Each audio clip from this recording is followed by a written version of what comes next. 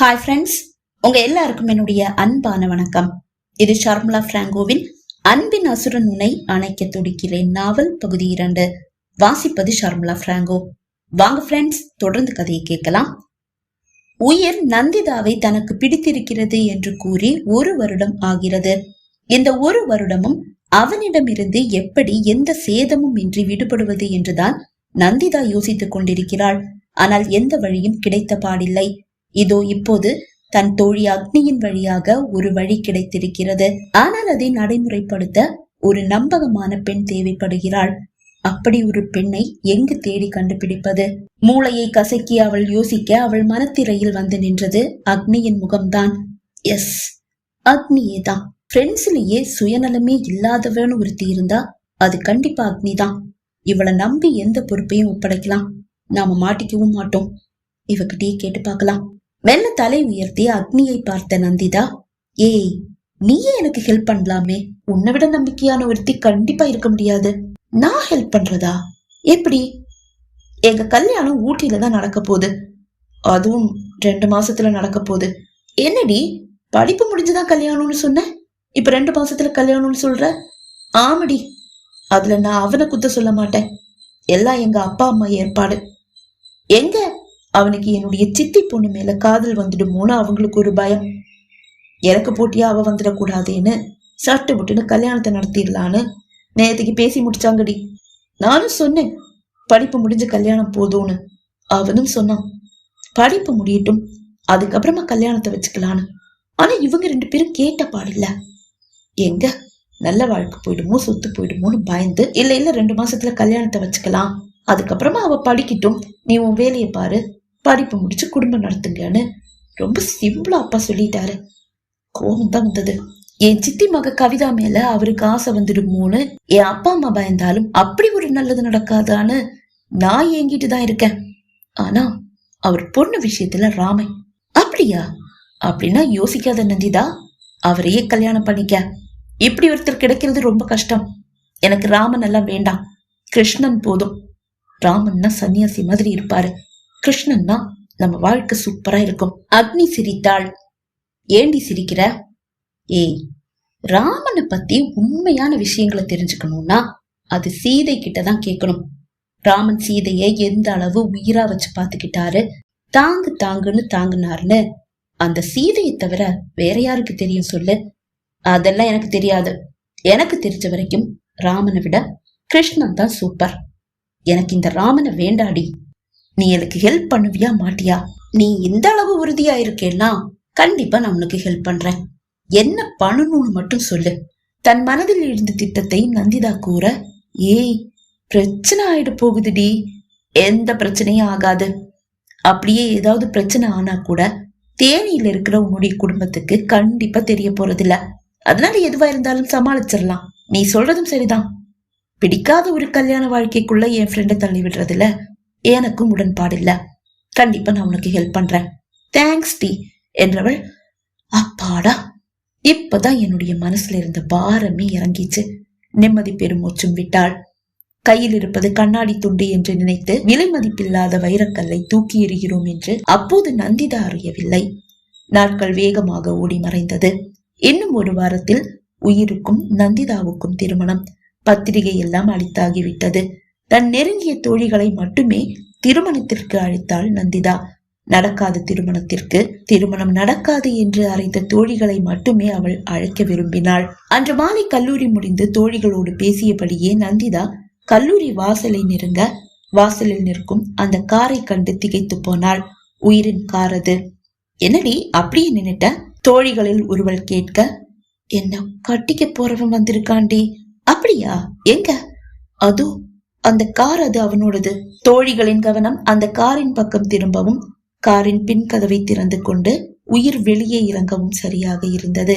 ஆஜானு பாகுவான அந்த ஆண் அழகனை கண்டு தோழிகள் வாயடைத்து நின்று விட்டனர். இவனையா வேண்டான்னு சொல்றா?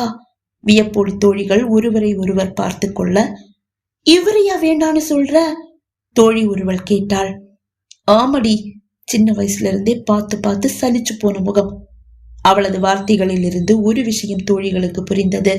கூடவே இருப்பதால் அவனது அழகும் கம்பீரமும் அவளுக்கு தெரியவில்லை.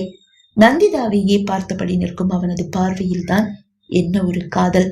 அந்த காதலுக்காகவே அவன் காலடியில் வீழ்ந்து கிடக்கலாமே. தோழிகளின் மனம் அப்படிதான் நினைத்தது. தங்கள் பேராசிரியையிடம் ஏதோ சந்தேகம் கேட்க வேண்டும் என்று அவர்களிடமிருந்து விலகிச் சென்ற அக்னி அப்போதுதான் ஓடி அங்கு வந்து சேர்ந்தாள். கம்பீரமான அந்த ஆண் அழகனை கண்டு அவள் மனமும் அவனிடம் மயங்கி நிற்க, ஏய், யாரடி இந்த ஹீரோ? தோழிகளிடம் அவள் கேட்க, நந்திதா உயிரை நோக்கி நடக்க ஆரம்பித்திருந்தாள். இதுதான் நந்திதாவோட மாமா பையனாம். என்னடி சொல்றீங்க? தோழிகளை வியப்போடு மாறி மாறி பார்த்தபடி அவள் கேட்க, ஆமடி, இவர்தான் அவளுடைய மாமா பையனாம். இவரையா வேண்டான்னு சொல்றா? ஆமடி, இப்படி ஒருத்தன்னா யாருக்கு கசக்கும்? என்ன கட்டிக்க சொன்னா யோசிச்சே இருக்க மாட்டேன், ஓகேன்னு சொல்லிட்டு கல்யாணத்தை முடிச்சுட்டு போயிட்டே இருந்திருப்பேன். தோழிகளில் ஒருவள் கூற, ஆமடி, என்கிட்ட சொன்னா கூட நான் வாயை மூடிட்டு கட்டிட்டு போயிட்டு இருந்திருப்பேன். இவளுக்கு என்னடி ஆச்சு? பார்த்து பார்த்து சலிச்சு போன முகமாம். ஓ அப்படி. அவருடைய அழகும் கம்பீரமும் இவ கண்ணுக்கு தெரியல போல. அவளை குத்த சொல்ல முடியாது. சரி, முடிஞ்சா நீங்க யாராவது அவரை வளைச்சு போட்டுக்கங்க. ஆசையாதான் இருக்கு, ஆனா ராமன்னு சொன்னாலேடி, அதனாலதான் தயக்கமா இருக்கு. ஓங்கி ஒரு அற விட்டா என்ன பண்றது? மற்றொரு தோழி கூற, சரி விடுங்க, பெருமூச்சு விட்டு என்ன பண்றது என்று கூறும்போது, இவனை அடைய தனக்கு ஒரு வாய்ப்பு கிடைக்குமா என்று அக்னியின் மனம் பேராசை கொண்டது. ஆனால் அடுத்த நொடி இவன் எங்கே?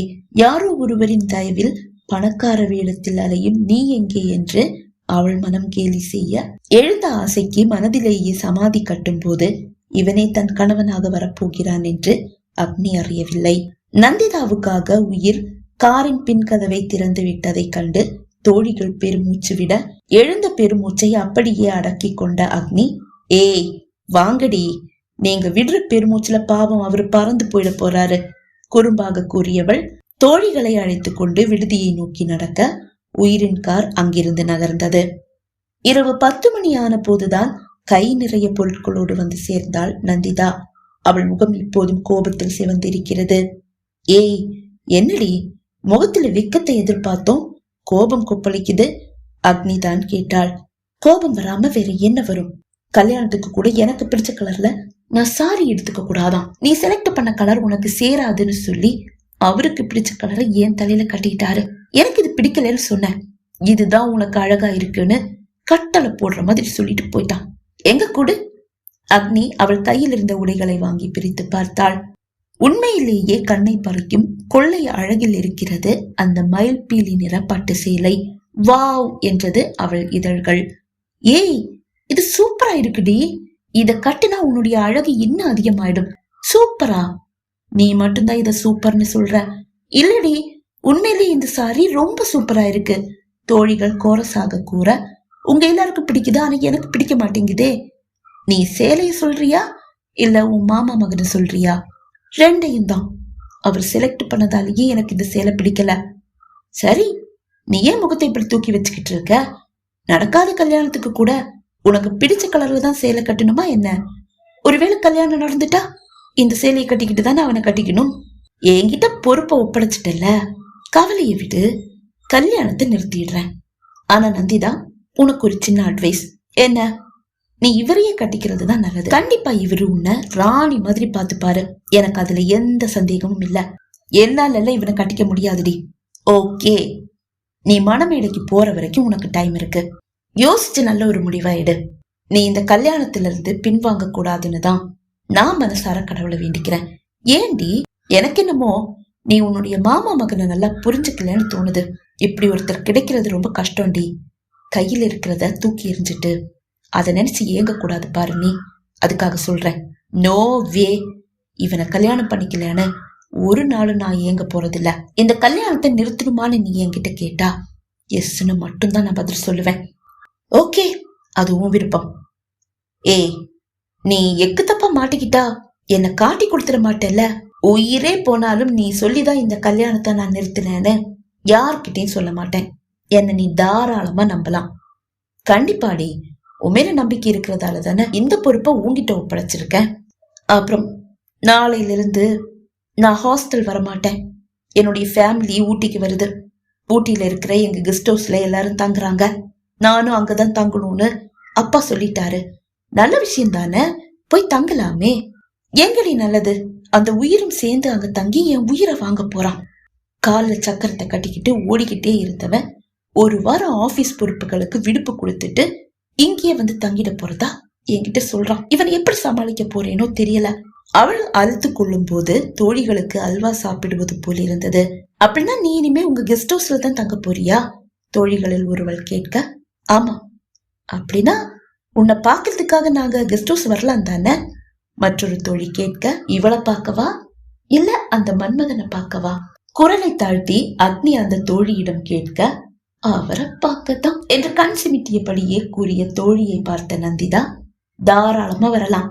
நீங்க வந்தா உங்க பேரை சொல்லி நான் அந்த உயிர்கிட்ட இருந்து எஸ்கேப் ஆயிடுவேன்.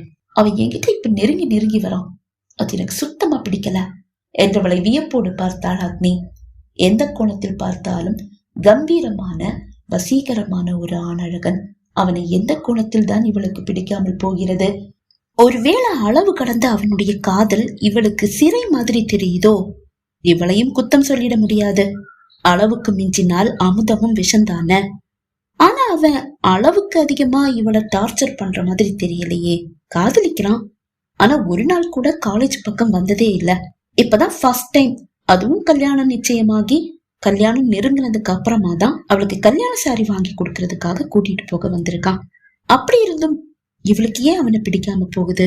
நந்திதாவின் உண்மையான பிரச்சனை என்ன என்பது அக்னிக்கு புரியவே இல்லை. அக்னிக்கு மட்டுமல்ல, தோழிகள் யாருக்கும் புரியவில்லை. உயிர் ஆசையாக வாங்கி கொடுத்த பொருட்களை எல்லாம் அலட்சியமாக ஒரு மூலையில் எறிந்துவிட்டு தன் படுக்கையில் சென்று வீழ்ந்தாள் நந்திதா. பகுதி 2 நிறைவடைந்தது. பகுதி 3 உங்களை சந்திக்கும் வரை விடைபெறுகிறேன். நன்றி, வணக்கம்.